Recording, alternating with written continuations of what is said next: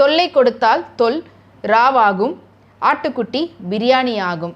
அப்புறம் ஆர்எஸ்எஸ்க்கும் அதே கதியா. இதை விட்டுவிட்டு நீ ஏட்டி பூட்டியாக வந்து வம்புக்கு இழுக்கிற மாதிரி ஏதாவது செஞ்சேன்னா நீ இப்போ பார்த்துக்கிட்டு இருக்கிறது திருமாவளவன் வந்தேன் ரைட்டாக. நீங்களாம் பார்த்து கொண்டு இருக்கிறது சமூகம்.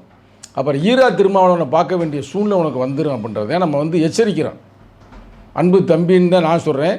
ஆனால் முந்திரிக்கோட்டை என்று பட்டம் பெற்றிருக்கின்ற அண்ணாமலை அவர்களே, இதோட வந்து நீ நிறுத்து. உனக்கு அங்கே வந்து பீசை பிடிங்கிட்டாங்கன்றதுக்காக அங்கே வந்து பார்த்ததை தானே அவர் சொன்னார். இத்தனைக்கும் அவர் தனிப்பட்ட முறையில் நான் வந்து ஷூட் பண்ணல, ஒரு மீடியாவில் வந்ததை தானே நான் பார்த்தேன். நான் உங்களுக்கு அதை தெளிவுபடுத்த நான் விரும்புகிறேன். சரிங்களா? பிரியாணி கதைக்கு அப்புறம் வருவோம். சரிங்களா? அது என்ன பிரியாணி போடுறது அப்படின்னு. அதாவது அன்னைக்கு வந்து என்ன நடந்துச்சுன்னா, எங்கள் தலைவர் வண்டி வந்துக்கிட்டே இருக்குது. வரும்பொழுது திட்டமிட்டு அந்த ராஜீவ்காந்தின்ற அந்த ஒரு பாலியல் குற்றவாளி, நான் சொல்கிறேன் எப்படி பாலியல் குற்றவாளின்றதுக்கு நான் அப்புறம் விளக்கம் கொடுக்குறேன். ராஜீவ்காந்தின்ற அந்த பாலியல் குற்றவாளி நேராக வர்றேன், திருட்டு வழக்கறிஞர், அவன் மேலே அவ்வளோ வழக்கு இருக்குது. நேராக வந்து எங்கள் தலைவர் வண்டிக்கு முன்னாடி வந்து ஸ்பீடு பிரேக்கரை தாண்டி நிப்பாட்டிக்கிட்டு எங்கள் தலைவர்கிட்ட வம்புக்கு இருக்கிறேன். அது பூரா நீங்கள் வீடியோவில் பார்த்துருப்பீங்க.